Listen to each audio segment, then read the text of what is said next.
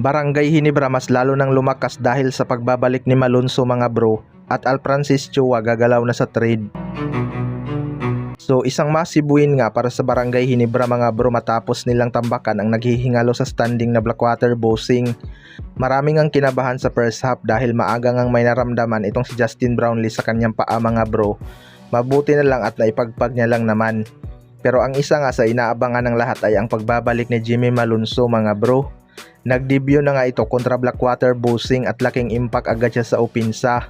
Nagtala nga siya ng 8 points mga bro, hindi na rin masama para sa kanyang limited na playing time. Good sign nga ito mga bro na hindi pa kinalawang ang opensa ni Jimmy Malonzo. Mas lalo ngang lumakas itong Barangay Ginebra dahil sa pagbabalik ni Jimmy Malonzo mga bro. Biglang lalim nga ang rotation ni Coach Tim Cone. Balance lang din ang naging scoring ng Barangay Ginebra mga bro. Pinakamalaki na nga ang 18 points ni Justin Brownlee at sinundan ng 15 points ni RJ Abarrientos na siyang naging best player of the game. Ito yung maganda sa Barangay Ginebra mga bro kapag lahat nag-aambag. Kahit walang umiscore ng malaki na ipapanalo pa rin nila ang laban. Yung Stephen Holt lockdown din ang inabot ni George King. Laki talaga ng tiwala ni Coach Tim Cone sa depensa ni Stephen Holt mga bro. Alam naman natin kung gaano kahalimaw pagdating sa opensa itong si George King. Pero nalimit nga siya ni Stephen Holt sa 27 points. Sa kabilang banda naman mga bro, Barangay Ginebra Al Francis Chua gagalaw na sa trade bago mahuli ang lahat.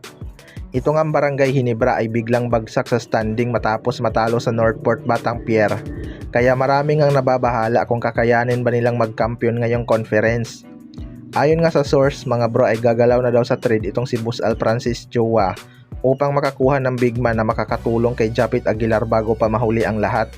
Pero kung titingnan natin mga bro, madalas naman talagang nag-i-struggle itong Barangay Ginebra kapag elims. Pero pagdating ng playoffs, doon nga biglang nabubuhay ang kanilang Never See Die spirit. Pero mas maganda pa rin talaga mga bro kapag nakakuha sila ng legit big man na makakatulong kay Japit Aguilar bilang paghahanda na rin sa paparating na playoffs. Maraming ang available na big man na magiging free agent kaya pwede din talaga silang mag-abang. Isa nga sa mga paboritong maglaban sa finals ang Barangay Ginebra at Hong Kong Eastern mga bro. Dahil kapag nagkataon na sila ang maglaban sa finals, panigurado dudumugi na naman ng mga fans ang kanilang series.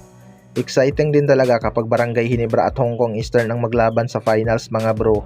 Kaya lang mahihirapan din talaga sila sa Eastern dahil malalaki nga ang kanilang mga players. Kita naman natin paano lang kinain ng kanilang import si Japit Aguilar sa ilalim. Na-trigger pa nga ang groin injury ni Japit sa laban na yun kakabantay sa import ng Eastern. Kayong mga bro, ano masasabi nyo tungkol dito?